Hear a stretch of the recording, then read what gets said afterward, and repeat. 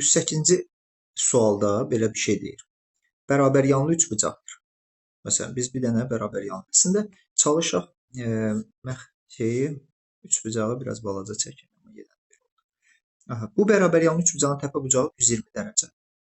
120 dərəcə. Çox qalın yazır.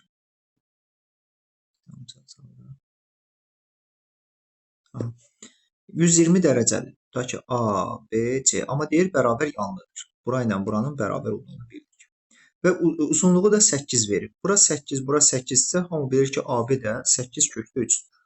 Burada heç bir problemimiz yoxdur. Doğrudur. Deyir, üçbucaq müstəvisindən 6 santimetr məsafə. Bu zaman və bu məsafəni niyə düz buradan götürürəm? Baxın, deyir ki, buradakı məsafə ki, götürdüsə, tutaq ki, bu bir K olsun. Burada bir O olsun. OK məsafəsi 108-ci suala baxırıq ki, OK məsafəsi verir bizə 6 sm və bizə deyir ki, bu K nöqtəsi təpə nöqtələrində bərabər məsafədədir. Deməli, indi ola bilər ki, yenə adətən şəkili çəkəndə mərkəzi biraz aralıdan götürmək lazımdır. Qoy, belə götürün. Ta ki, mərkəz bu tərəfdə olsun. Buranı da silək. Yəni, biraz əyri çəkək də, belə bir şey. Aha. Deyək ki, bu bizim gəlir, ta ki, mərkəz buradadır, çevrənin mərkəzi. Bu da bizim, deyək ki, belə. Bütün təpələrdən bərabər məsafədə də deyir. Aha. Biz dərhal buradan buranı birləşdirsək, bura bir O nöqtəsi desək, bura 90 dərəcə götürəcəyik və bu zaman bu üçbucaqdan yola çıxıb OB-ni tapacağıq. Burası 6 idi, özü vermişdi. Və OB-ni, daha doğrusu bunu, X-i tapacaq, KB-ni tapacaq. Amma KB-ni tapmaq üçün birinci nəyi tapmaq lazımdır?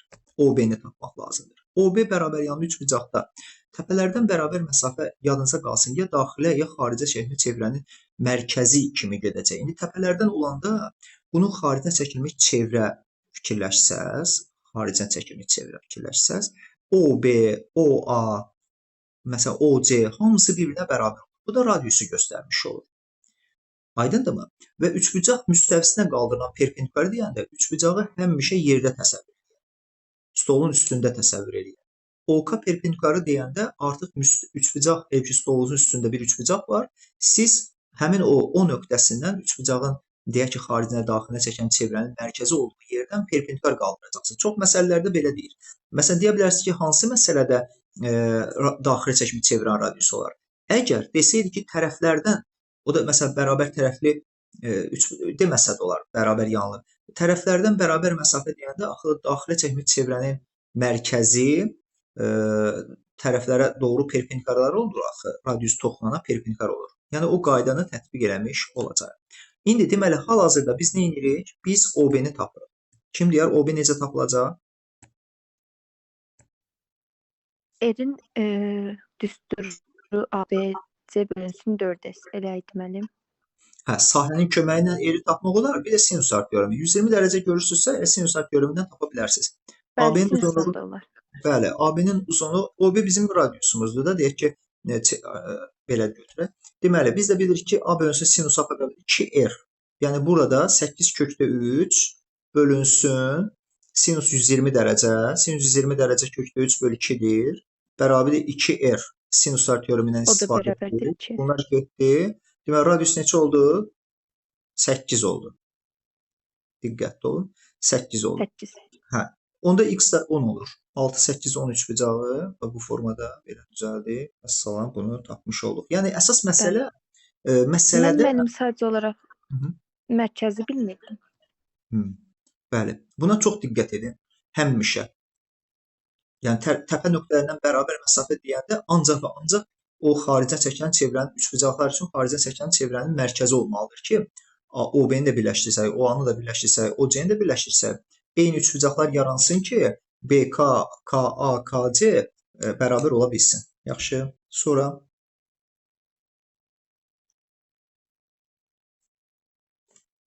Mənim çox sual elə bu formadaydı. Bəli. Ona görə yaza bilməmişdim. İndi məncə sonra onu yazmaq olar. 97 vardı. 97-yə də baxarıq. 103 də onunla eynidir deyəsən deyə ona özüm yazacağam.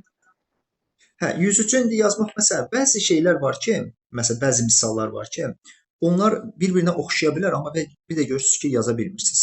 Səbəbi nədir? Şəklin düzgün çəkilməməsi və yaxud da deyək ki, nəyisə gözdən qaçırmağımız. Məsələn, gəlin 103-ü də istəyirsiniz deyim, amma Emiliya müəllimə deyəcək bunu 103-ü. Bəli.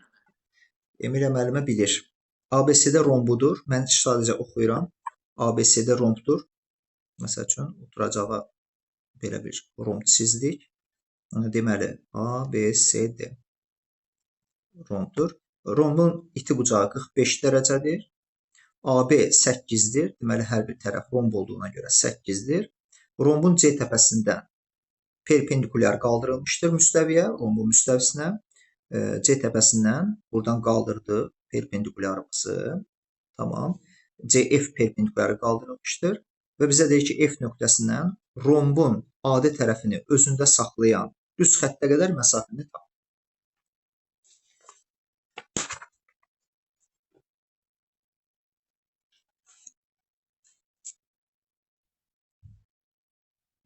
Emiliya müəllimə, buradasınız?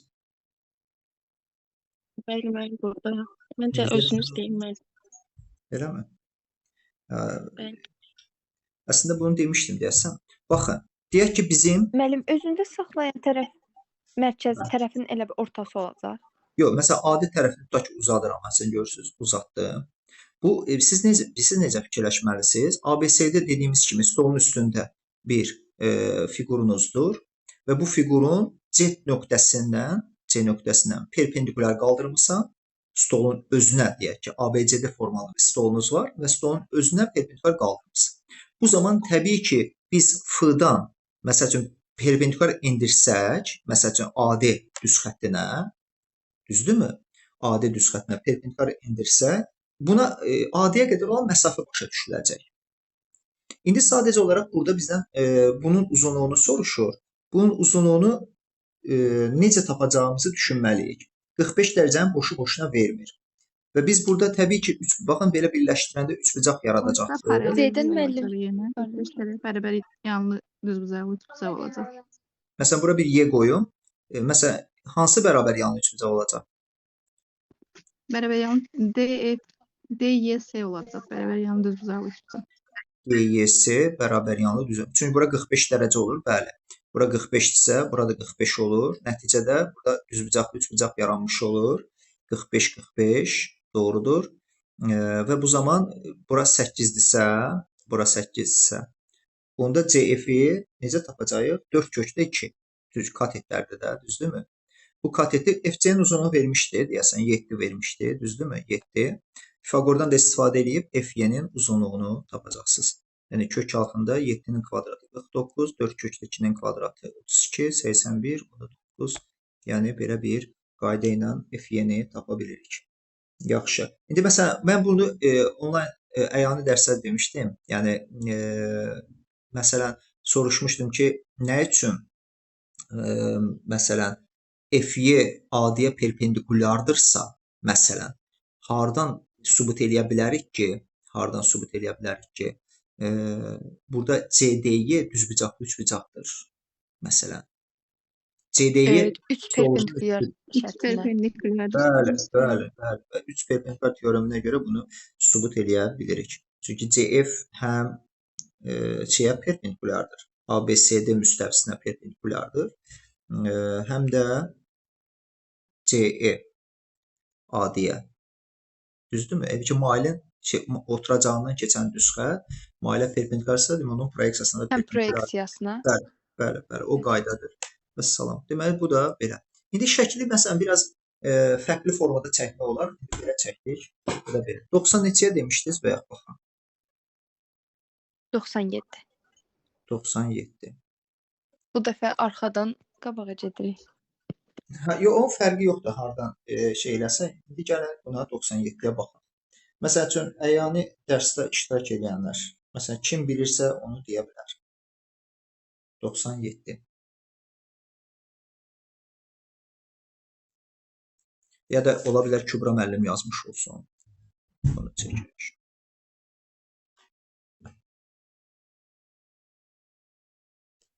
Xeyr, mən 75-ə qədər gəlmişəm. Biraz çoxluq işləmişəm. Bunu tam davam elətdirmədim. Deməli, düzgün ABC üçbucağı çəkirik. Yəni bir dənə düzgün ABC üçbucağı çəkək. Tamam, belə bir üçbucaq çəkdik. Demək, ABC üçbucağı çəkdik. Bunun o mərkəzindən. O mərkəzi deyəndə daxil xarici çəkən çevrənin mərkəzi başa düşülür. Buradan bir perpendikulyar qaldırılır. Bu belə. Deyir ki, BD AB-yə bərabərdir.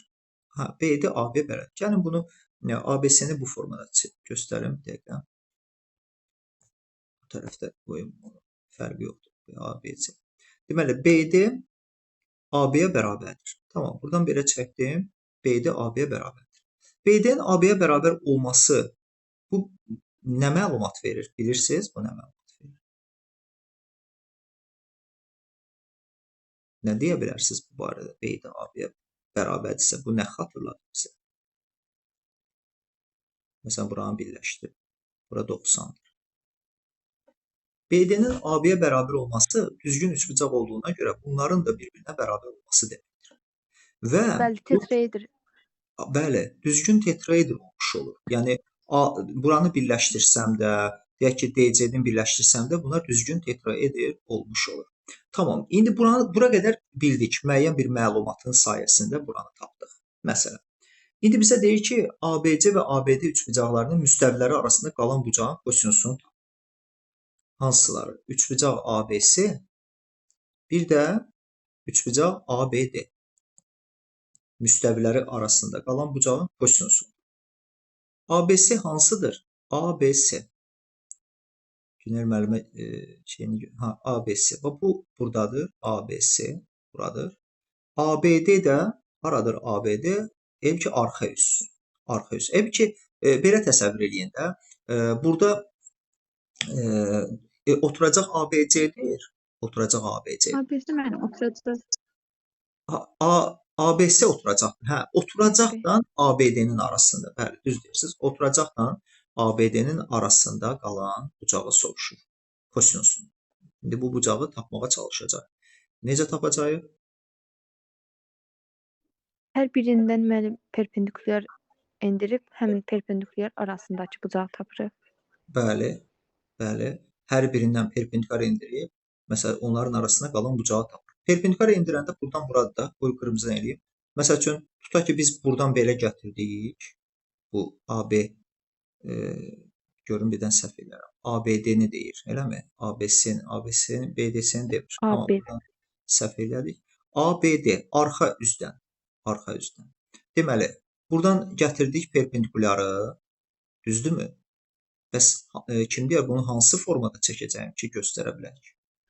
Bu iki bucaq üçün baxsaq ACB ilə ADB. Burada DB o həmin bucaq olmur ki. Hansı bir də deyil? ACB ilə ADB arasında bucaq deyilmir. Bəli. Orada DBO bucağı, yəni 200-lü bucağın həmin bucağı olmur ki. Yəni o bucaqlar fərqli olur bir-birinə. Əgər indi bizə müstəvilər arasında bucaq istəyirsə, deməli 200-lü bucaq istəyir, bəli. 200-lü bucaq da təbii ki, hər bir ortaq tildən perpendikulyarlar çəkirik, onların arasında qalan bucaqdır. Bəlkə siz bunu belə, mən sizə bir şey demişdim. Yəni bunların hər biri fərqli olacaq. Hər bir tildən fərqli olacaq. Baxın, proyeksiya düsturu. Yox, eyni olacaq. Bax, proyeksiya düsturu. Baxın, biz bunu keçmişdik. Yəni biz hər hansı bir figurun proyeksiyasını tapanda nə edirdik? S-i vururduq kosinus alfaya. Deməli, proyeksiyasını tapanda vururduq. Doğrudurmu? Figurun özünü, sahəsini vururduq kosinus alfaya. Özü demişdim ki, bu bizə çox lazımdır da verir. Bu da odur. Məsələn, burada tutaq ki, D nöqtəsinin ABC müstəvisi üzərindəki proyeksiyası O nöqtəsidir. Deyə bilərik də belə bir şey. D nöqtəsinin. Çünki D nöqtəsi gəlir hara düşür? Proyeksiyası elə O nöqtəsinə düşür də. Buna görə də ABD üçbucağının ABC müstəvisi üzərində proyeksiyası elə ABO üçbucağıdır. Deyə bilərik belə. ABO budur. Yəni görüntü odur da. Yəni onun proyeksiyası da arxadakı ABD divarı, arxadakı ABD divarı elə ki özünün kölgəsini ABS müstəvisi üzərində ABO kimi göstərir. Proyeksiyası odur. Çünki proyeksiyanı tapanda biz D-dən ABS müstəvisinə perpendikulyar endirməliyik. O da endirmişik. Aydındırmı? ABD arxa divardır. Təbii ki DO artıq elə ki ABS-nin müstəvisinin üstünə yıxılıbdır. Elə ki stolunuzun ABS stolunuzun üstünə yıxılıbdır. Budur. İndi burada biz sahələri biləndən sonra gəlin belə fikirləşək. O nöqtəsi düzgün ABS üçbucağının mərkəzidirsə, bu mərkəz üçbucağı neçə bərabər sahəli yerə bölür? Yəni buradan da belə birləşsək. 3 bərabər sahəli yerə bölür. Yəni AOC, AOB, BOC bir-birinə sahəcə bərabər. Onda S üçbucaq ABO hansı ki S bizim bərabərdir 3S vurulsun kosinus alfa. 3/1, bəli. S üçbucaq ABS olacaq. Tamam, bunu bildiksə, sonra məsələ artıq hazır olacaq. Deməli, şərtdə BD-ni AB-yə bərabər verib, bunun mənası da o deməkdir ki, ABD üçbucağı yan tərəfi A olan, ABD üçbucağı yan tərəfi A-dır, oturacağı da olan elə bərabər tərəfli üçbucaqdır. Zaten biz bunu dedik. Onda SABD ilə S üçbucaq ABS sahəcə bərabərdir deyə bilərik. ABD-nin sahəsi bəli, deyə bilirik. Çünki tərəflər də bərabərdir. Konqruent üçbucaqlar var burada. Bu belə. Bundan sonra siz bu düsturda verilənləri yerinə qoymalısınız. Nə və? Məsələn, kosinus alfası nəyə bərabərdir? Birbaşa belə yazsaq, kosinus alfa bərabərdir S. Məsələn, gəlin bura ABO yazaq. Üçbucaq ABO, bəli. Bölünsün S üçbucaq ABD. Yaza bilərik də belə. Düzdür? Bəli. Tamam, bu da bərabərdir. 3/1 S üçbucaq ABS-ni böləcək. Bəli, S üçbucaq ABS-yə, ABD-dən ABS dedik ki, bərabərdir. Və salam, onda 3/1 olacaq. Deməli, kosinusu 3/1-ə bərabər. Yəni, qəşəng sualdır əslində, amma bu düstur bizə lazımlıdır. Yəni, bu çox lazımlı düsturlardan biridir. Yəni, bu da belə. Ümumiyyətlə, belə yadda saxlaya bilərsiniz də. İki müstəvi arasında bucağın kosinusunu tapanda, bir müstəvi üzərindəki fiqurun sahəsinin, onun məsələn, başqa bir müstəvi üzərindəki proyeksiyasının sahəsinə nisbətinə bərabər götürməliyik. Yəni, kosinus alfa bərabərdir. Aydındırmı? Deyək ki, bizə verilən müstəvinin hansı müstəvi üzərində proyeksiyasını istəyirsənsə, onun proyeksiyası bizim misalda ABO-nun sahəsini bölməliyik. Hansı üçbucağın proyeksiyasıdır? ADB-nin sahəsinə bölməliyik. Belə. Yaxşı. 96-cı sual mənim. 96-cı sual. Yəni, baxaq görə 96 nə deyir? 96. Kiçik oturacağı 16 cm trapesiya çevrə daxilinə çəkilmişdir. Qoy bunu qaldıraq yuxarı.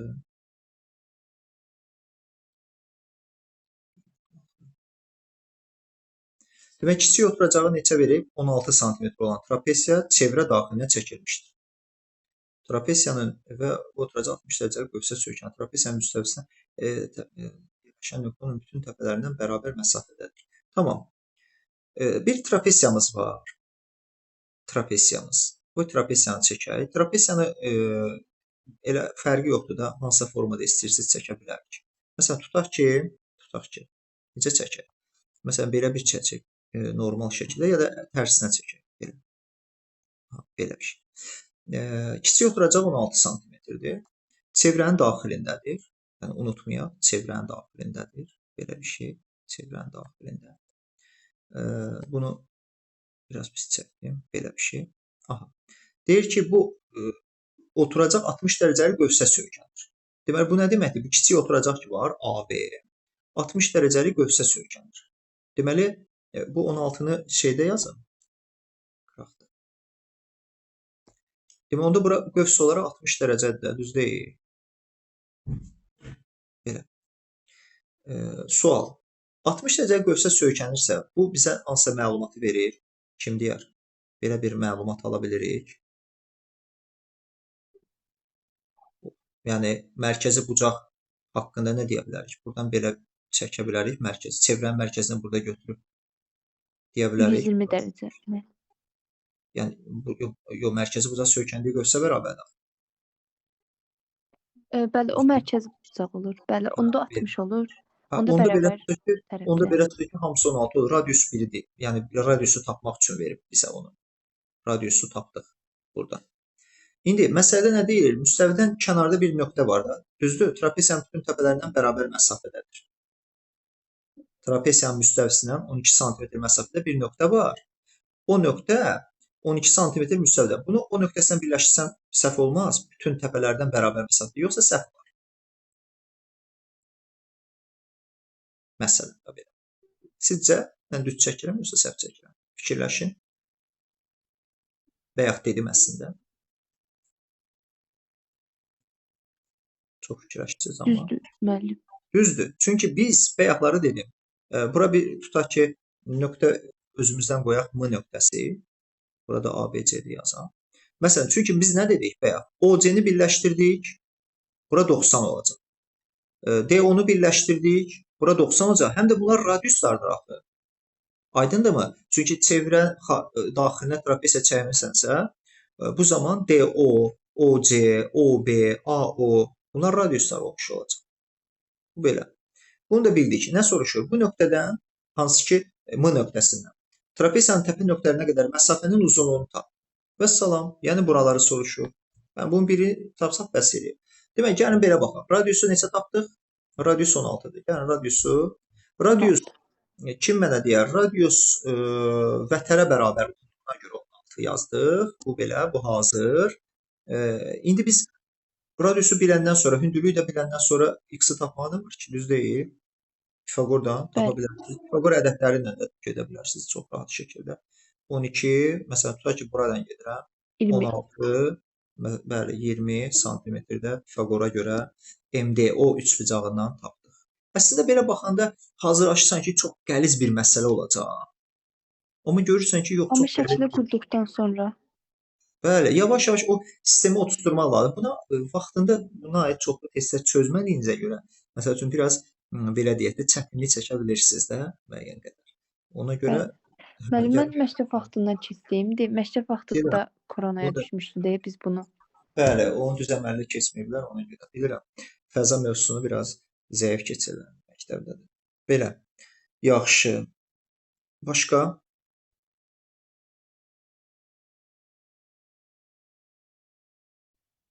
Bir dəqiqə. 73-cü sual mənim. 73-cü sual.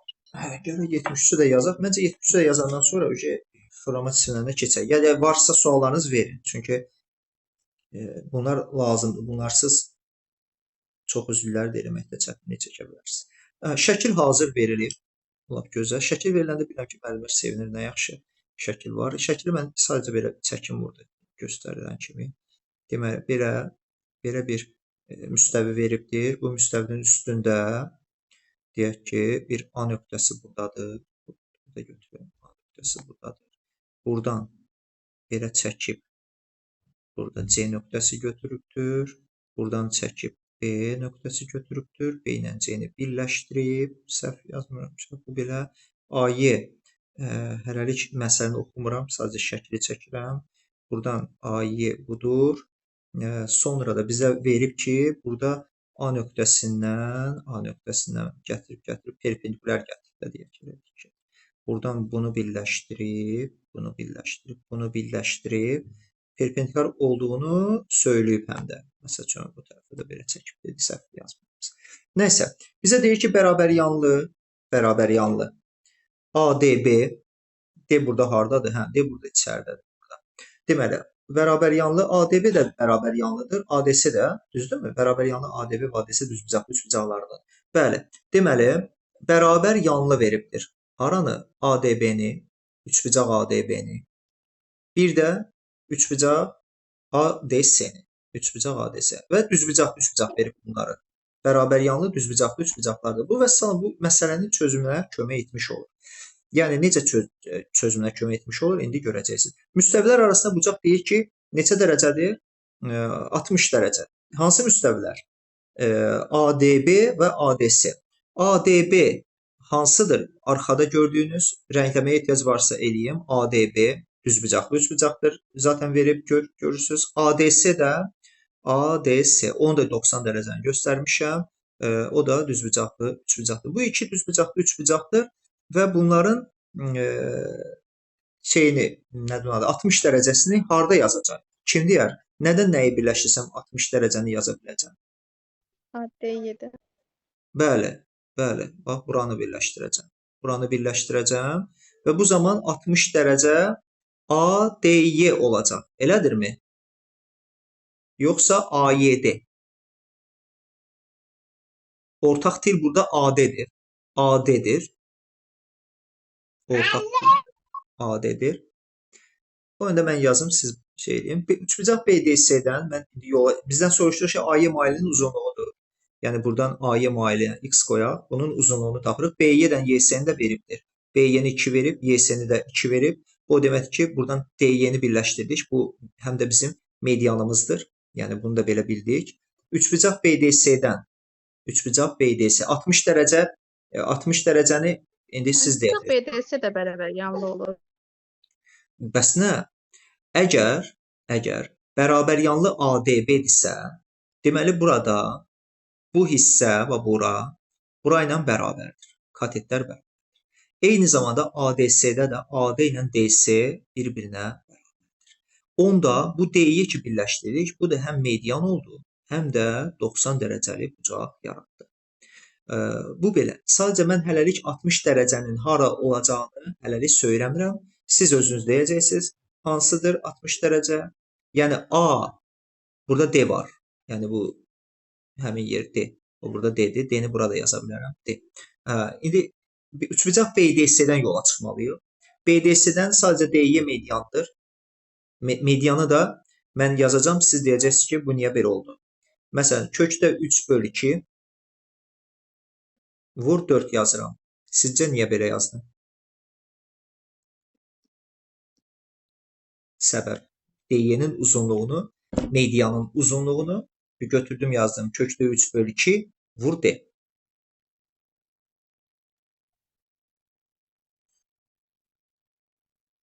%60 dərəcədən istifadə etdim.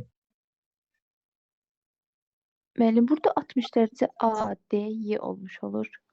Aha, əgər ADY olmuş olursa, deməli bir də baxın hansı müstəvilər arasında ADB ilə ADS üçbucaq müstəvilərin, düzbucaq üçbucaq müstəviləri 60 dərəcə bucaq altında kəsişibdir. Onların da ortaq tili AD-dir. Kökdə 3/2 hardan gəlir? Yəni diqqətlə baxın, müstəvilər arasında bucaq kim deyər, necə tapılmalıdır?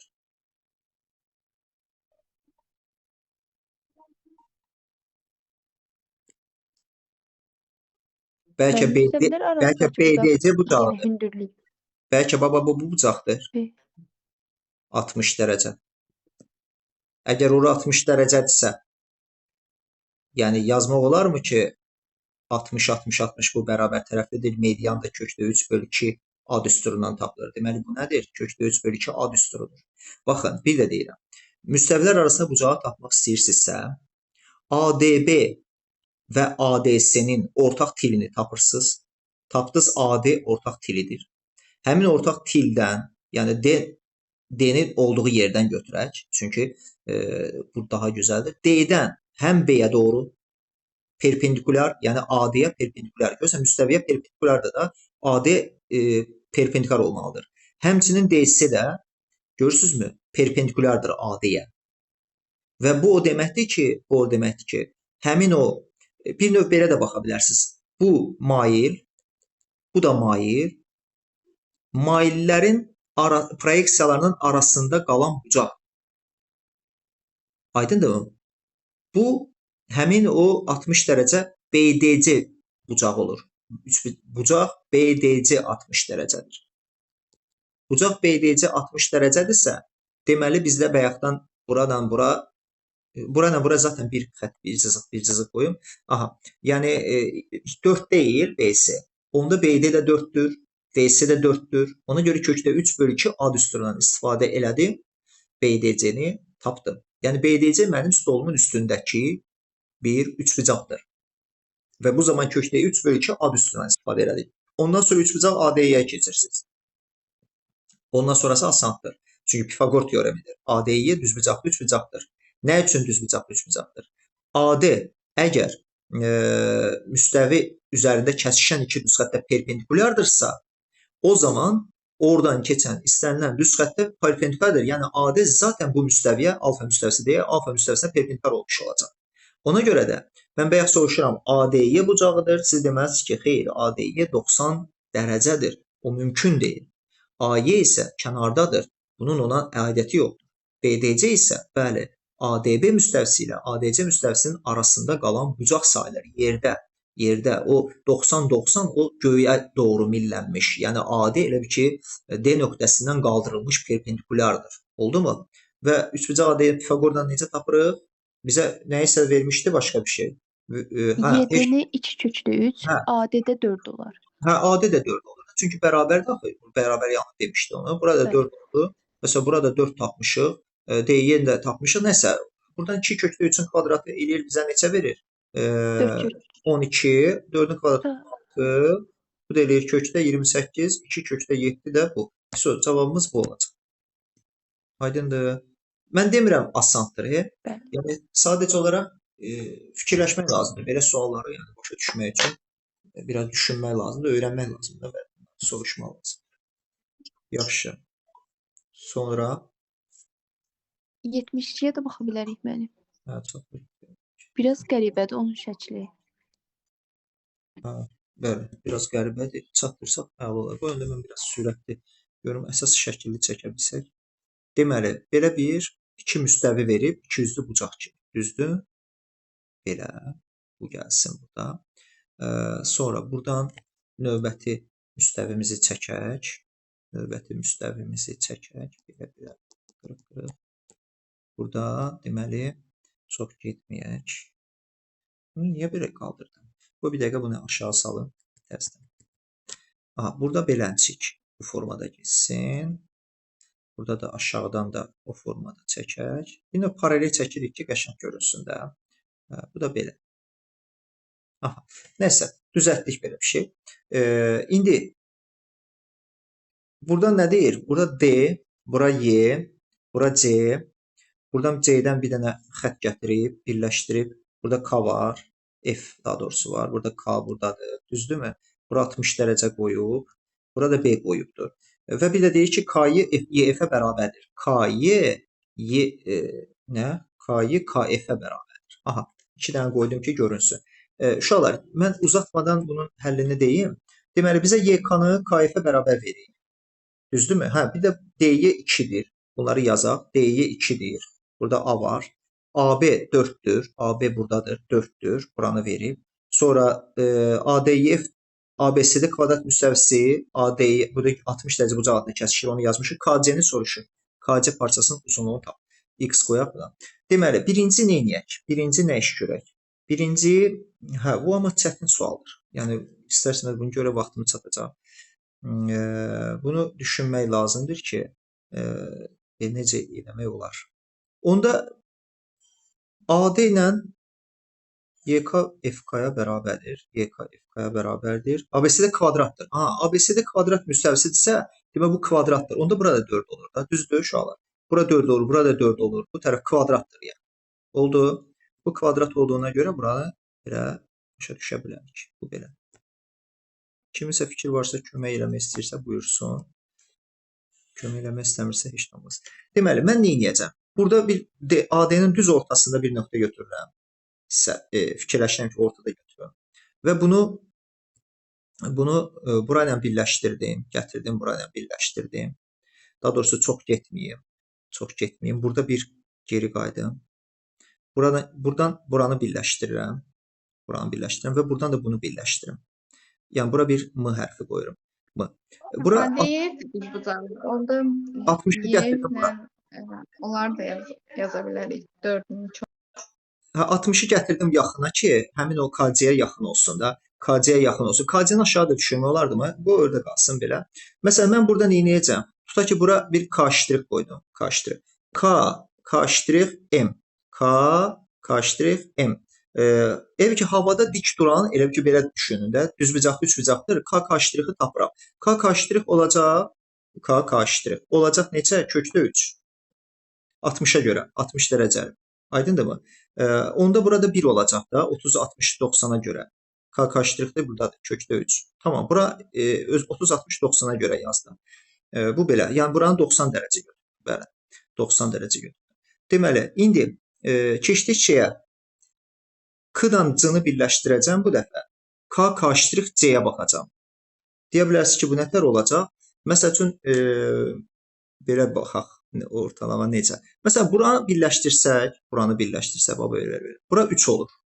Bura 3 olur. Çünki ki kvadrat olduğuna görə MK-nı 4, M karşıdırığı 4 tapmışamsa, karşıdırıq M-də bizə verəcək 3. Geridə qalacaq 3. Bura qədər aydındır da. Düzdürmü? Bura 3-dür. Bura 3-dürsə, indi burada nə edək? Karşıdırıq C-ni birləşdirək. Burada elə bir ki, bir üçbucaq yaradacağam. Bax, burada X-i bura qoyuram. Üçbucaq yaratdım. Fikir verin. Bir dəqiqə bunu təzədən çəkim. Deməli, buradan karşıdırıqla birləşdirdim. Burada üçbucaq yaratdım. İndi biraz aşağıdan çəksəm qəşəng görünədir. İndi K karşıdırıq C-yə keçirəm. Üçbucaq K karşıdırıq C-dən. Baxın, KC-ni tapmaq istəyirəm də. KC budur. KC. Üçbucağı aşağıda çəkirəm. Bura evdə də özünüz baxarsınız. Karşıdırıq budur. Buranı da birləşdirmişəm. Bura bilirsiniz neçə olur? 3, bura 2-dir. Yarı-yarı bölmüşəm axı. Düzbucaqlı üçbucaq. Nəticədə bura kökdə 13 olacaq. Karşıdırıq C neçə olacaq? Kökdə 13. Kök altı 3-ün kvadratını, 2-nin kvadratını topladıq. Kökdə 13. Buranı da kökdə 3 tapmışam axı bayaqları. Və salam, X-i buradan tapacam. Pifaqordan yenə. X-i tapacam. Deməli, olacaq neçə? Kök altında düzmü tapdım? Yox. Bir dəqiqə. Burada perpendikulyarı səhv yazdım. Perpendikulyar hansı olacaq sizcə? Perpendikulyar bura 90 dərəcə olacaq. Şəkil səhv çəkmişəm burada. Ki, bu belə gedir. Buna baxarsınız, bu düz olacaq. Bu belə bu formada. İndi şey atacaq, zoom atacaq deyə biraz şey eləmək istəmirəm ki, qoy deyim, əgər zoom atmasaq eləyərik. Baxın, belə bir şeydir. Bura 90 dərəcə olacaq. Onda kökdə 13-ün kvadratı 13, kökdə 3-ün kvadratı 3, 16, bu da eləyəcək 4. Belə çıxır ki, cavab yenə 4-ü verəcək. İndi əsas məsələ burada nədir? Əsas məsələ burada, məsəl üçün, MK karşıdırığı tutmaq, 60 dərəcəni ora qaldırmaq, orada 90-ın hara olduğunu bilmək, oldu mu? Onu tapandan sonra, K karşıdırığı da tapandan sonra buranın 90 dərəcə olduğunu bilmək, düzdür, görünmür. Karşıdırıq, C karşıdırıq K, bura karşıdırıqdır. C karşıdırıq K, oldu mu? Buranın arası 90 dərəcədir, bura 90 dərəcədir. Oranı sadəcə olaraq təsəvvür eləyə bilsəz, əladır. Yəni, bunu bu cürlə evdə fikirləşə bilərsiniz. Həmin şeyi, niyə ora 90 dərəcə olmalıdır? Fırlanma cisimlərinin şeyləri deyək. Fırlanma cisimləri ilk növbədə silindirdən başlayırıq. Deməli, silindirin bir düzbucaqlının bir tərəfi ətrafında fırlanmasından alınan cisim kimi təsəvvür eləyə bilərsiniz. Deməli, silindir nədir? Hər hansı bir düzbucaqlını bir tərəfi ətrafında fırlatdıqda aldığınız fiqur. Aydındırmı? Bu zaman elə ki, 2 dənə bu düzbucaqlının görüntüsünü görə bilirsiniz. Təbii ki, burada bir dairə cızır. Bu tərəfdə də bir dairə cızır. Yəni, bir növ bu formada görə bilərsiniz. Bunu ortadan bölsək, həmin silindiri görmüş olarsınız. Məsələn, tutaq ki, bura O1, O2 olsun. Onda burada da həmin qayda. Bura O2 buradadır, tutaq ki, O1 buradadır. Bu zaman, tutaq ki, bura A, bura B. Bu bir düzbucaqlıdır. Deməli, düzbucaqlının bir tərəfi ətrafında fırlatdıqda həmin tərpənməz tərəf, məsələn, O1, O2, bizim silindirimizin oxu adlanır. Silindirin oxu adlanır. Buna hündürlük kimi də baxa bilirik. Həm də hündürlüyü deyə bilirik. Silindirin oxu və ya hündürlüyüdür. Bu belə. Bəs çevrə cızan tərəf, tutaq ki, AO1 və yaxud BO2 nədir? Bunlar isə AO1 də, BO2 də silindirin oturacağının radiuslarıdır. Silindirin oturacağının radiuslarıdır. Mollara zada girəndə, məsələn, deyək, qapının silindrik hərəkətini görə bilərsiniz. Və bu zaman görəcəksiniz ki, aşağı hissədəki insanlar keçir içəri. Orada bir çevrə var. O çevrənin də radiusu həmin o qapının deyək ki, AO1 tərəfidir. Oldu mu? Bura qədər məncə çətin deyil. Silindrin doğuranı da elə bil ki AB götürürük. O1, O2 silindrin oxudur və ya hündürlüyüdür. AB də onun doğuranıdır. Silindrin açılışı da qayıdıb təbii ki bizə düzbucaqlını və s. verməlidir. Silindrin açılışı, tam səthin açılışı nəyi verir? Əgər bunu silindrin tam səthin açılışından danışırıqsa, məsələn silindrin tam səthin açılışı. Bu bizə nəyi verəcək? Silindrin tam səthin açılışı. Bir Düzbucaqlını və iki çevrə. Tamamilə doğru. İki çevrə. Və bu zaman bura tutaq ki A, B deyək indi. AB özü bu çevrə var idi, silindrin oturacaq çevrəsi. Bunun uzunluğudur. Yəni 2 piyerdir. Deməli bura 2 piyerdir uzunluğu. Aydındırmı? Eyni qayda ilə də tutaq ki bura bir C qoysa, bura D qoysa, AC də silindrimizin hündürlüyüdür. Tutaq ki H. Və bu zaman silindrin yan səthinin sahəsini tapmaq istəsək, bu 2 piyer H-ı, çünki düzbucaqlıdır və açılışı, 2 piyer H-ı 2 piyeri H-a vurur. Təbii ki, dairələrin də sahəsi piyer kvadratıdır. Dairələrin də sahəsi piyer kvadratıdırsa, onda ümumi silindrimizin tam səthinin sahəsini tapa bilirik. Silindrin tam səthinin sahəsi. Deməli, S yan üstə gəl 2S oturacaqdır. Və bu zaman bunu da açsa, bizə verəcək nə? S yanımız 2 piyer H. Oldu mu? Üstə gəl oturacaq da 2 dənə piyer kvadratı oldu. Əslində burada kimsəsə 2 piyeri mörtəzə xaricinə çıxarda bilər. O öz işinizdir. Orası ona qarışmır. Və burada nə var əlavə? Bərabər tərəfli silindir. Bərabər tərəfli silindir nədir? Bərabər tərəfli silindir. Məsələn, bərabər tərəfli silindir ox kəsiyi kvadrat olan silindirdir. Bərabər tərəfli silindir nədir? Ox kəsiyi kvadrat olan silindir. Kim deyər ox kəsiyi nədir? Olan silindir. Həmin müəllim düzbucaqlı çəkdiyimizin yerinə kvadrat olacaq. Təbii, bu indi açanda, yan səth açanda Bəli. yox.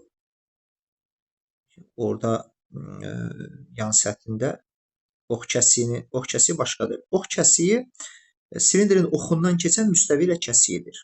Silindrin oxundan keçən müstəvi ilə kəsiyi budur. Baxın, burada bir dənə elə bir ki 2 radius çəkdik. 2 radius. Balaca eləyək bunu. Bu zaman bu hissəni silindrin oxu buradadır. Silindrin oxu.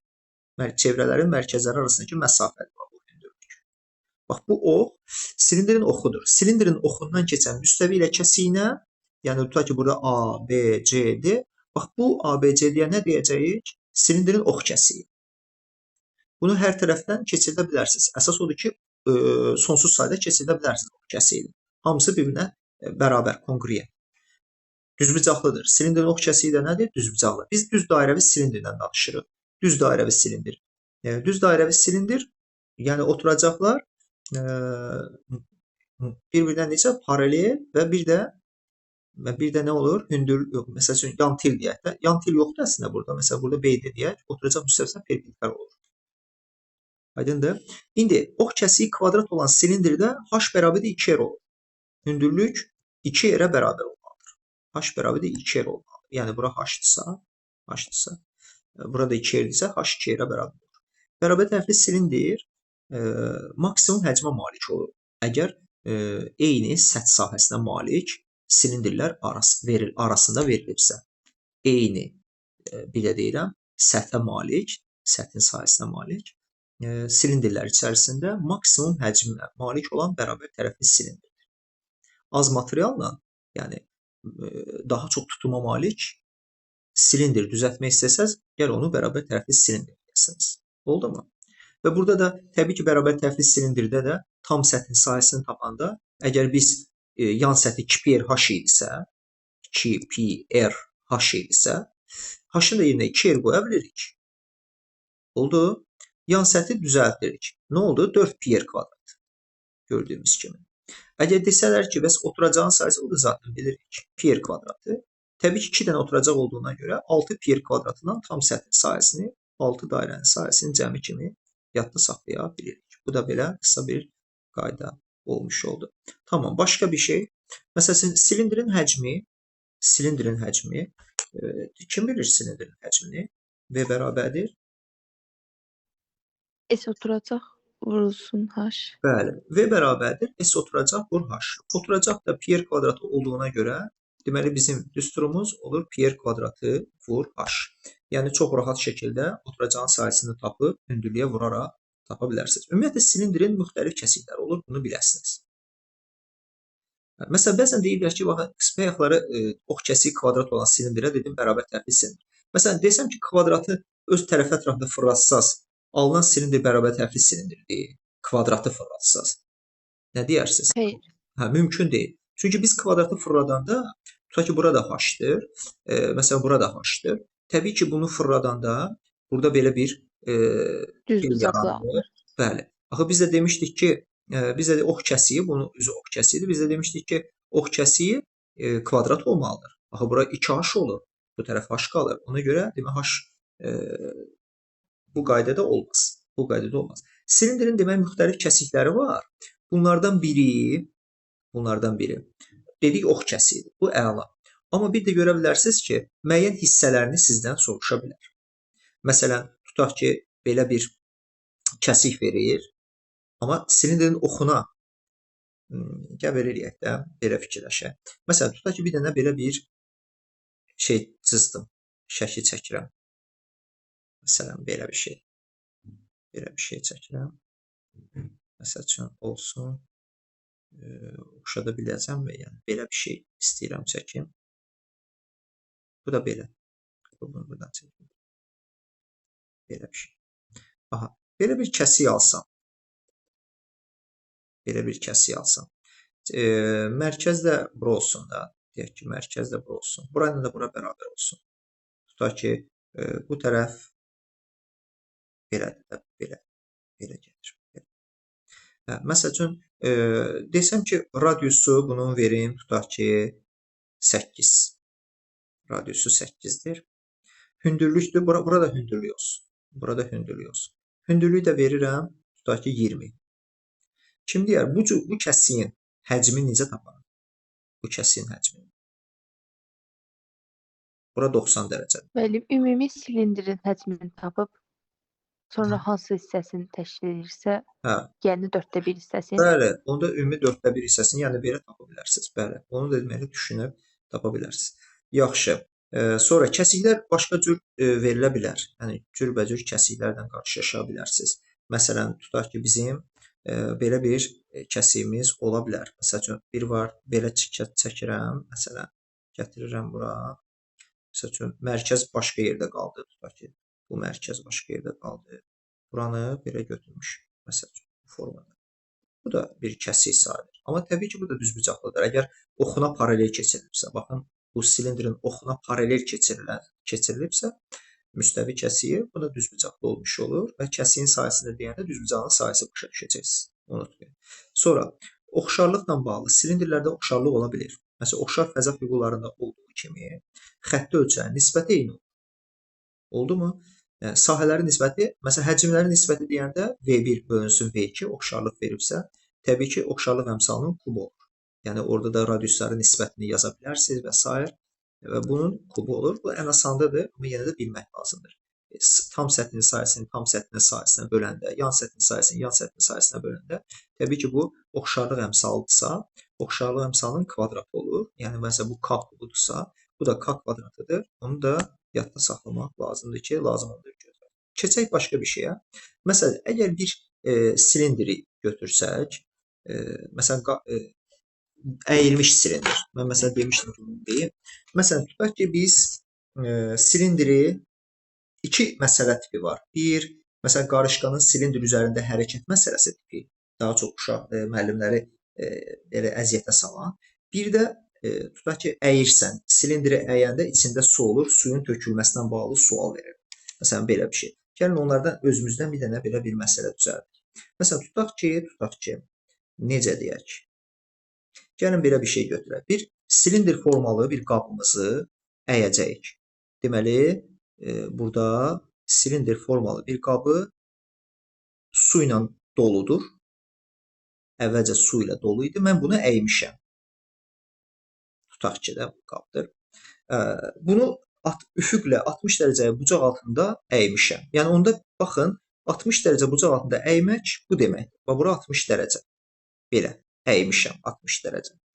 Bu zaman tutaq ki, qabda məsələn deyək, olan su indi tam doludur, yoxsa müəyyən qədər su var. Tutaq ki, fərqi yoxdur, müəyyən qədər su olsun burada. Məsələn, doğuran üzərində suyun əyəndən sonra suyun səthi doğuran üzərində olsun, tutaq ki, 18 sm. 18 sm. Ən yüksək nöqtədə, doğuranın üzərində ən yüksək nöqtədə olsun 18 sm. Harda? Deməli, ən yüksək nöqtədə doğuran üzərində. Ən aşağı nöqtədə isə olsun 8 sm hündürlükdə. Ən aşağı nöqtədə harda olsun? Suyun elə ki olduğu yer ən aşağı nöqtədə olsun 8 sm hündürlükdə. Bu nə deməkdir? Məsələn, tutaq ki, mən fikirləşirəm ki, doğuranın üzərində ən yüksək olan yer. Bu həmişə suyun səthi, yadınıza belə saxlayın. Suyun səthi üfüqdən, məsələn burada D düz xətti deyək, D düz xətti ilə eyni. Yəni paralel olur. Eyni deyəndə paralel olur. Aydındırmı? Bax, bunu yadda saxlayın. Bu zaman bu suyun səthi burada bir şey yaradır da, çevrə yaradır. Oldu mu? İndi burada qırmızı, indi bu şeyi götürün, qırmızı qalsın. Burada 60 dərəcə paralel olduğuna görə, məsələn bura A olsun, bura B olsun. Suyun doğuran üzərində maksimum səviyyəsi 18 sm-dirsə, bura bir C deyək. BC demək ki 18 vermişəm. BC-ni necə vermişəm? 18. Su elə bir ki buradadır. Əymisən, suyun qalan hissəsi burada. Deməli, aşağı səviyyəsi də tutaq ki burada olsun, 4 burada olacaq. Oldu mu? 4 deyirəm, 8. 8 burada olsun. Bu da belə. Bu 60-ı həmişə bura çıxarda bilirsiniz, unutmayın. Buradan da bura qaldıra bilirsiniz. Çünki paralel düz xətlərin daxili çarpaz bucaqlardan gedə bilirsiniz. Oldu, yadınıza saxlayın. Sonra buradan belə bir xətt çəksəz, buradan belə bir xətt çəksəz, buradakı həcmlə buradakı həcm bərabərləşəcək. Bunun içindəki xəttləri götürün. Aydındırmı? Qaranlıq qalan yeri varsa deyil. Bir dəqiqə. İndi bura qədər aydındır. İndi sualımız bundan ibarət idi ki, silindrin radiusunu tapaq. Görək kim silindrin radiusunu tapa bilər. Deməli, bu misalda suyumuz AB xətti səviyyəsindədir. Bura BC 12-dir, 18-dir, AD də 8-dir. Kimin fikri var?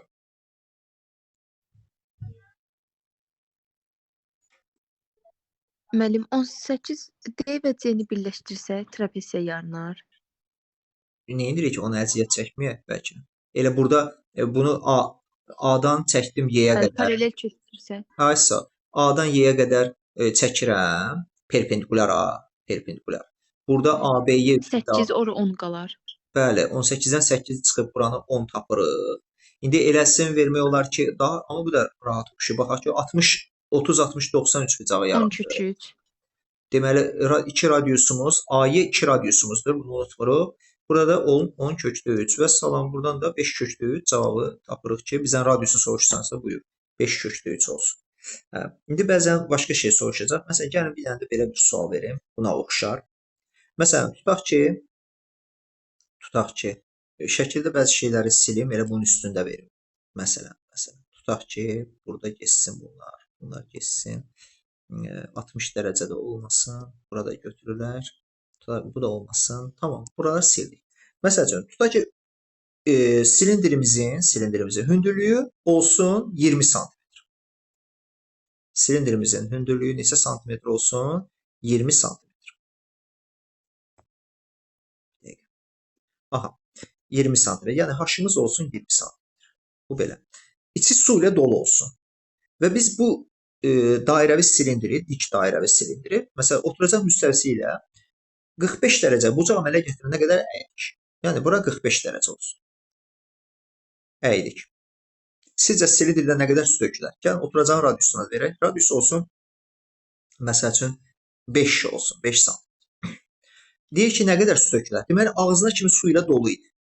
Məsələn, mən indi silindrimizin şəklini bu tərəfdə çəkirəm ki, həmin silindri ağzına kimi su ilə doldurmuşdum. Bura hamısı su idi. Mən bunu oturacaq müstəvisi ilə 45 dərəcə bucaq əmələ gətirənədək əydim. Silindrdən nə qədər su tökülər? Demək, bu həcm burada lazım olacaq. Burada kimin fikri var? Əvvəlki həcmini tapacağıq, müəllim. Sonra 45 dərəcə altında həcm dəyişəcək. İlk həcmin hesablasaq. İlk həcmi tapdıq, sonra tapdıq onun nə qədər tökülməyini bilməliyik ki, yerdə qalanı tapaq da. Tökülən, bax burada A qoyuram, tökülən AB xəttindən yuxarı hissədir. Burada indi bir şey var da, ağzına kimi doldurmuşamsa, bu tökəndə belə deyək, su ağız hissəsindən eyniləşəcək. Burada ağzına kimi su ilə doldurmuşdumsa, məsəl üçün burada olacaq. B elə ki şeydə olacaq. Lap yuxarıda. Düzdür? Məsəl üçün indi bu bilmirəm burada hara gəlir. Tutaq ki burada. Belə bir yer. Su burada. Elə ki biraz da töksəm yenə töküləcək. Biraz da əysəm biraz da töküləcək. Ağzına kimi dolu daxil. B nöqtəsi də lap yuxarıda. Tamam. Bura qədər aydındır məncə. İndi gəlin bayaqki qaydaya keçək. 45 isə burada 45-dir. Baxın bunu yaddan çıxarmayın. Çünki bir var ki mən belə çəkim. Məsəl üçün buranı 90 dərəcə yaradım. Daha doğrusu 90 dərəcə yaratmağa ehtiyac yoxdur hələlik. Amma o qalsın. 45 isə bura gətirə bilirəm. 45-i düzdür, bayaq dediyim. Və aparıram yuxarı qaldıram. Əslində bura V1-dir, burada V2 bayaq dediyim kimi. Yəni burada yuxarıda olan, tutaq ki A-dan bura bir Y qoya, A, Y, B, bura bir D qoya. A, Y, B, D ki var burada. Silindirdə də. Bunun özü bir silindirdir. Burada su buradadır da. Bu tərəfdə də var su. Bu yuxarı hissənin, yuxarı silindrin deyək, A, Y, B, D silindrinin yarı hissəsi boşalacaq, yarısı qalacaq. Biz ondan sonra tapa bilərik ümumi həcmdən. Deyək ki, o boşu çıxa bilərik. Bunun üçün gəlin belə eləyək. 45 dərəcədən istifadə edək. 45 dərəcə olanda, 45 dərəcə, radius 5-də axı. Onda bura neçə olur? 10 olur da. Bura 10 olur. Diametr axı. 45, burada 45 olacaq. Düzdürmü? 45 dərəcə burada olacaq. Katetlər bərabər olacaq. B-də də 10 olacaq. B-də 10-dursa A-yə də 10 olacaq. Əslində H 20-dirsə burada 10 olmuş olur. Yəni yarısı buradan bura. Belə düşünürəm də. Ümumi A-yeni 10 tapdığıma görə ümumi hündürlük. İndi bəlkə nəyisə düz qoymamışam, amma baxarıq görək nə olacaq. Amma olacaq, düz olacaq. İndi burada biz nə edə bilərik? Boş yerin həcmini tapaq. Boşun, yəni AYB olan hissənin, boşun həcmini tapmaq üçün burada tapacağımız o dediyim silindrin, AYBD silindrinin həcmini tapıb 2-yə böləcək. Düzdür? Elə ki, onun da həcmi pi r kvadratın h-dır axı. Pi r-in yerində 5 dayanır. 5 dayanır. 5-dir. Radius 5, 25 vur h. 10. Tamam. Buradan da 10 ilə 2-ni aparsaq nəsə. Burada 120 yox. 25-in kvadratı nədir? Bir şey eləmişəm və kvadratı tapdım. 5-in kvadratını sileyim. Deməli 125 pi. Boşu tapdıq. Maşallah bizə. Onda ümumidən də həmin boşu çıxa bilərsiniz. Amma bizə töküləni istəyir. Pardon. Töküləni istəyir. Elə tökülən budur da. Elə deyil. Yəni qalanı soruşsaydım, onda ümumidən çıxardıq 125 pi. Bəli, ümumidən 125 pi-ni çıxıb cavaba yaza bilərik. Və salam. Yəni bu biz AYBD silindrində H-ı 10-a bölməyi özü deyibdi ya özümüz tapdıq. 45-45-90-dan tapdıq. 45-45-93 bucağına görə düz deyil. Boş yerdən də tapa bilərdik. Buradan da tapa. Yəni burada bucaqlara diqqət edin. Gör bu 45 dərəcə o ki üfüqdən 45 dərəcə bucaq əmələ gətirən əydiyi. Görürsüz o haralara qədər getmişdi. Yəni ona diqqət edin. Yəni elə ki, əslində burada ən vacib məqam AB-nin yer səthi ilə üfüqdən bərabər vəziyyətdə qalmasıdır. Məsələn, suyun xassəsidir də, yəni yer səthindən bərabər şəkildə qalmalıdır. Qabı nə qədər əysəz də odur. Onu bilsəz, orada düzbucaqlı üçbucaq alıb, o düzbucaqlı üçbucağın ya 30 verir, ya 60 verir, ya 45 verir. Məsəl üçün belə bir şeylər verir də. 45 dərəcə məsələn yer səthi ilə 45, məsələn o 90-dan əyilsən də onu belə deyək. Ora belə diqqət etmək lazımdır. Məsələn oturacaq müstəvidə ilə 45 dərəcəli bucaq əmələ gətirənə qədər əyin və yaxud 60 dərəcəli bucaq əmələ gətirənədək əyin. Məsələn bu söz belə verilməlidir ki, siz də biləsiniz ki, hə burada deyilən 45 dərəcə, yəni bu ki 90 vəziyyətdədir yerinə 45 dərəcə qalana qədər əydim. 30 dərəcə qalana qədər əydim. O belə verməlidir. Aha. Bu məncə bunu belə pis bilmədik də. Normal, yəni bunu eləyə bilərsiniz. İndi məsələ düşəndə oradan da yazarsınız. Gəlirəm şeyə. Məsəl üçün adətən bir də ən çətinləri belə olur. Tutaq ki bir qarışqa silindrin səthi üzrə hərəkət edir. Eşitmisiniz belə bir şey? Hə. Məsələn, bir silindr götürürəm. Məsələn, bu bizim silindrimiz olsun. Bu bizim silindrimiz olsun. Aha. Burada bir A nöqtəsi qoyuq. Bura bir B qoyaq. Bura bir C qoyaq. Bura bir D qoyaq. Tutaq ki, qarışqa A nöqtəsindədir. A nöqtəsindədir. Və bu silindrin səthi boyu, turbanın səthi boyu hərəkət edir. Məsələn, gəldi. Bura dəydi. Bilmirəm, bura C-nin arasına dəydi. Və sonra onun arxa tərəfdən də hərlənir. Gəlir, tutaq ki, B-də dayanır. Məsələn, burada bizə nə kimi sual verə bilər? Məsələn, H-ı deyir ki, tutaq ki, məsələn, H-ı verirəm. Məsələn, neçə olsun? Tutaq ki, olsun 16 pi olsun. H-ı 16 pi verirəm. Tutaq ki, radiusu da, yəni bizim silindrimizin oturacaq çevrəsinin radiusunu da verim neçə?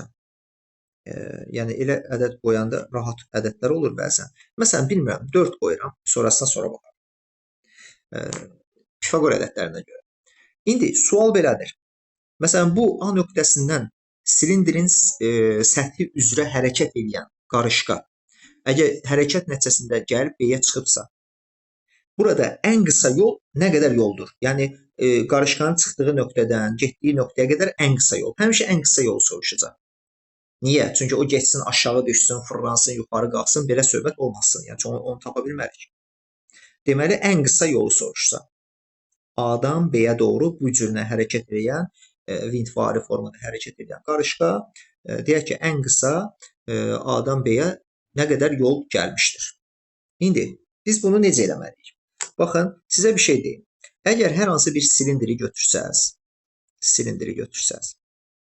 tutaq ki, bunun açılışı zamanı, bayaq dedikdə, bunun açılışı zamanı, bu zaman elə ki, bura A-dır da, düzdürmü? Bura da B-dir də, tutaq ki, məsələn, yerini dəyişik qoyuq.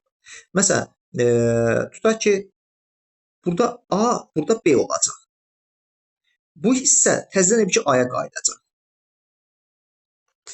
Elə ki, fırladanda qayıdır, bağlayır da, A nöqtəsi elə ki, iki yerə bölünmüş olur, düzdürmü? Məsəl üçün, burada, məsələn, C-ni də bura qoysa, məsəl üçün, lap C olsun, bu da məsəl üçün D olsun. Məsələn, C buradadırsa, C qayıdıb bura gəlmiş olacaq. Aydındırmı? İndi, buradan belə bir sual yaranır. Bu ABCD hissəsi ki var, bu tərəf. Bu tərəf əslində bizə görünən tərəfdir də. Məsələn, ön tərəfdir, ön üz deyək, ön üzdür. Bu hissə əslində arxa üzdür, yəni arxa tərəf. Arxa. Aydındır? Bu formadadır. İndi bu cür məsələlərdə biz belə bir şey düşünə bilərik. Belə gəldik. Ki, tam açırsınız da. A, qayıdıb özünə qayıdıb. Elə ki, B də buradaydı. İndi D yazaq da, çünki orada D vermişəm şəkildə. Deməli, bura B-dir, B-yə qayıdacaq, bu da C-dir. Deməli, qarışqamız A-dan ki, bir üzü, ön üzü keçir, bu üzü keçir, sonra keçir arxa üzə və ən qısa yol istəyir məndən. Ən qısa yol birləşdirirəm buranı axtarırıq əslində. Buranı axtarırıq.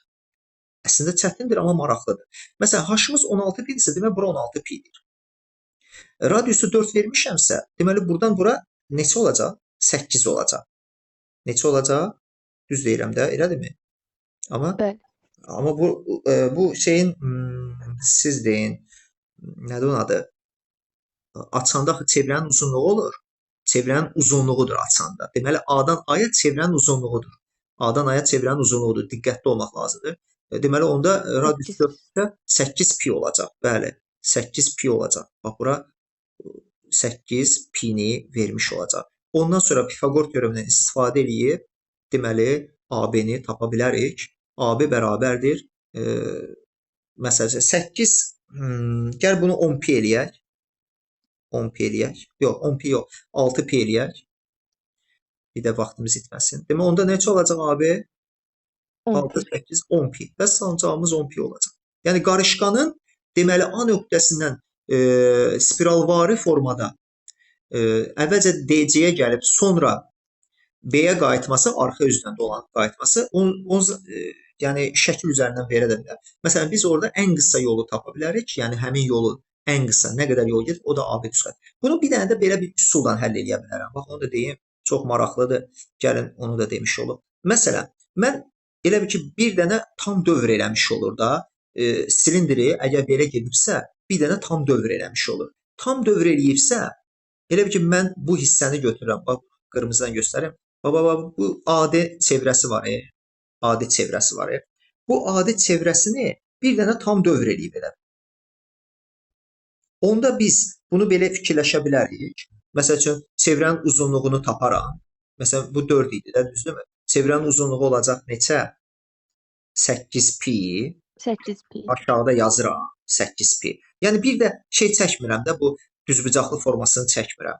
Sonra buranı qaldırıram, hündürlüyü tapıram. Hündürlüyü tapıram. Hündürlük də bizə nə veribsə odur da 6 pi. Düzdür? Ondan sonra buranı birləşdirəm, tapıram. Yəni praktiki şəkildə belə eləyə bilərsiniz. Düzbucaqlı, üçbucaq yaradıb tapa bilərsiniz. İndi istəyirsiniz gəlin bir dənə bunun tutaq ki, B-yə getməsin. Nə bilim, tutaq ki, dolansın. Bir neçə dəfə fırlansın. Bir neçə dəfə fırlansın. Məncə bu mövzunun çətin yerləridir. O birisi tərəfləri özünüz tapa bilərsiniz. Məsələn, tutaq ki, A nöqtəsindən yenə bax, A nöqtəsi olmasa başqa nöqtədən gedə bilər, amma yəni A nöqtəsindən götürəm, əlim öyrəşib. Məsələn, tutaq ki, gəldi belə dəydi, sonra getdi bura, sonra qayıtdı. Deyəcək, müəllim nə iş görür? Sonra təzədən gəldi bura, sonra təzədən qayıtdı. Məsələn, mən bunu neçə dəfə eləyim görən? Deyək ki, 1. Bura gəlib çatanda A1. Ki, bir dəfə tam dövr elədi. Bura gəlib çatanda ikinci dəfə tam dövr elədi. Yəni, üçüncü də dayanaq da. Gəldi, burada dayandı. A3. İndi bunu A1, A2, A3 siz qoyacaqsınız əslində. Yəni, o verməyəcək də. Düzdürmü? İndi, kim deyər? Burada neçə dənə tam dövr eləyib qarışqa? Silindirin səthi üzrə fırlanan. Neçə dəfə? 3. Məsələn, A1 olan yerdə 1 nöqtədir. Bəli, burada 2 nöqtədir, burada da 3 nöqtədir. Tamamilə doğru. İndi əgər məsələn, tutaq ki, hündürlüyün uzunluğunu versəm, burada üstündə yazım. Məsəl üçün, rahat olsun deyə, məsəl üçün, pi ilə verirəm. Məsəl üçün, tutaq ki, biz bura 24 pi deyə bilərik. 24 pi hündürlüyü deyirik. Radiusu da bilmirəm, yadımdan çıxır, nə versəm olar. Məsələn, nə istəyirsiniz verək, 7, 24, 25 alıma gəlir, amma hələ ki fikirləşə bilmirəm. Bura yazıram, tutaq ki 7. Radiusu 7 verir. İndi sual. Qarışqa, yenə dediyimiz formada, amma bu dəfə görürsünüz neçə dəfə dövr eləyə çıxıbdır. Əvvəlcə A1-ə gəlib çıxıb, sonra A2-yə gəlib çıxıb, sonra A3-ə gəlib çıxıb və getdiyi ən qısa yol. Bu formada getdiyi ən qısa yol nə qədərdir? O zaman müəllim A1-i hesablayarıq, sonra 3-ə vursa. Tamamilə doğrudur. Mən də elə fikirləşirəm ki, elə eləmək olar. Əslində, əgər təmiz açsa, bayaq açdığımız kimi də, məsələn, birinci dəfə açdıq, tutaq ki, bunu. Bir dənə silindiri tam açdıq. Bunu açandan sonra Bu 1, bu 2, bu 1, bu 2. Düzdürmü? Yəni bütöv bir dənə oldu da, bir dənə belə deyək. A-dan A1-ə qədər olan yoldur da, düzdürmü? Sonra gərək Bəli. üçüncü yolu da buradan yaradaq. Məsəl üçün bu 0 adlandırım. Bura 1, bura 2. Bir dənə də bunu eləyim ki, hə, gəlsin, düşsün. Burada da ki, bunu gərək tapım. Fikir verin, belə bir forma yaranır. Düzbucaqlı, üçbucaq. Bura 24 pi yazmalıyam. Təbii ki, buradan bura radiusdursa 7-dir də, radius 7-dirsə, onda bura 14 olur. Yəni 4 dənə 7 28 olmuş olur da, məsələn deyək. Belə bir şey olmuş olur. Düzdür? İndi bayaq elədiyimi qaydanı tətbiq edeyim, görək alınır mı? Məsələn, çevrə üzrə ki, bir dənə gəldi, belə baxarıq. Bir dənə gəldi, sonra 2 dənə, sonra bir dənə də gəldi, 3 dənə. 3 dənə. Məsələn. Görək hələ mən düzmü fikirləşirəm. Əgər 3 dənə gəlibsə, 3 dənə gəlibsə, bayaq dedik ki, 2 piyer uzunluğunda gəlib də, onda bu 28-i səhv yazmışam da, düzdür? 2 piyer uzunluğunda gəlibsə, bura nə olmalıdır? Vurulsun 2 pi. Yəni, onda düz yazmamışam da, düzdür? 56 pi. Hə, onda buranı 56 pi yazmalıyam da. İndi, əgər çevrə üzrə hərəkət edibsə 4 dəfə, onda necə olacaq? Məsəl üçün, belə Amma bir dəfəlik müəllim bir söz deyə bilərəm. Hı-hı. Biz müəllim düz bucaqlar çəkmişik. Orada ikisi də əlavə olmamalıdır. Yox, o, hə, ikisi də əlavə olunacaqdır, düzdürmü? Bəli. Çünki yuxarıdakına baxdıqda 0-dan və 1 aralığında bir dəfə dövr edər. Sonra 2 ilə 3 aralığında 4 ilə 5 belə olsa. Maraqlıdır. Onda biz nə yazmalıyıq bura? Yəni 4 deyil də 6 düz bucaqdan ibarət olsa. Aha, 6-dır. Onda necə yazacağıq? Cavab nə olacaq? 6 vurulsun. 6 vurulsun. Radiusumuz 7 idi. 6 vurulsun 7 vurulsun 2pi. Hı-hı. Maraqlıdır. Yəni 84 pi. Başqa kimsə fikir var? Yəni hamı bir fikrini söyləsin, görək nə olacaq. Əslində çox asandır. Nə mənada asandır? Biz A1-ə qədər olan yolu öyrəndik. A1-ə qədər olan yolu necə getdiyimizi öyrəndik. Düz deyil? İndi o 2 piyeri aşağıda yazmalıydım da, düzdürmü? 2 piyeri aşağıda yazacaqdım. Məsələn, 7 əvəzinə 1 olsa, məsəl üçün, bu neçə olacaq onda? 7 əvəzinə 1 olsa. Radiusu 7 əvəzinə 1-dir. 400 bucaqdan ibarət olduğu üçün 4-ü vurub sonra 2 piyə vurarıq. Amma 6 düz bucaqlı olsa 6 vurulsun 2 pi. Bəs yaxşı, burada 4 dənə nöqtə olsaydı, 3 dənə nöqtə olmasa 4 dənə nöqtə olsaydı. 4 nöqtə olsaydı Burada onda balacalaşdırım, 6 8 pi eləyim. Burada balaca olsun, 6 pi olub, pi eləyim. Bunda cavab nə olacaq? 8 pi olacaqdı, düzdürmü? Aşağısı 8 vurulsun 2 pi. Tamamilə doğrudur. Tamamilə doğrudur. Demək siz tutmusunuz söhbəti. Əla. Amma qalanları tutmayıb. Deməli, əgər 3 dənə nöqtə olsaydı, məsələn, bu 4 dənə dedim. 4 dənə deyəndə dedi ki, aşağısı 8 pi olacaq. Niyə? Çünki 2 pi yerdir. Radiusu 1 götürür. 2 pi birinin. Bundan 4 dənədirsə 4-ə vurursunuz. İndi fikir verin. 3 dənədirsə həmin o 2 pini bura 1 qoydum ki, rahat olsun. Həmin 2 pini, yəni 3 dənə uzunluğa vuracaq. 3 dənə uzunluğa vuranda olacaq bura 6 pi. Aydındır? Bu formada. Onda burada 6 pi olacaq. Məsələn. Bunu laf 8 pi eləyir. 8 pi. Yəni bu zaman da bizə ən qısa yol bura sayılır və buranın cavabı 6 8-dən 10 pi tapıb cavaba yaza bilirik. Yəni şəkil üzərində təbii ki, o düzbucaqların sayının çoxalması baş verir də. Düzdürmü? Çoxalması baş verir. Aşağı 6 pi deyil də 3 xət olduğu üçün 3 vurulsun. Hə, 1 radiusu götürmüşük. Hə, radiusu 1 götürdüm, dəyişdim ki, bir də radiusdan uğraşmayayım da. Yəni 6-8 pi yaratdıq. Yəni onun fərqi yoxdur. Yəni demək istədiyim ən şey nə oldu? Məsələn, tutaq ki, qarışqanın bu cür hərəkəti düz deyə bəzən olimpiadalarda zətdə belə suallar olur. Amma yenə də bilin də, yəni o qədər qorxulu bir şey deyil. Yəni bir dəfə öyrənəndən sonra tam başa düşürsüz ki, söhbət nədən gedir. İndi yarımçıq da gedə bilər, yarımçıq gedib dayana bilər. Məsələn, bir dənə də onu deyim. Məsələn, yarımçıq necə yarımçıq? Məsələn, tutaq ki, bu silindirdir. Bir dəqiqə. Bu silindirdir. Məsələn, qarışqamız tutaq ki, hərəkət eləyir A nöqtəsindən. Radiusu da tutaq ki, 4 götürək. Məsələn, radius 4-dür. Qarışqa burada hərəkət elədi, getdi bura. Getdi. Burada da getdi şeydə. Tutaq ki, burada dayandı. Burada dayananda məsələn deyək. Tutaq ki, bura ilə bərabər olsun qövs olaraq da belə deyək. Məsələn, BC qövsüdür. Yəni burada dayanmış olsun. Aha. Belə dayansa, buranı da verək 16 pi. Ümumi 16 pi. Sizcə belə olan halda nə olacaq?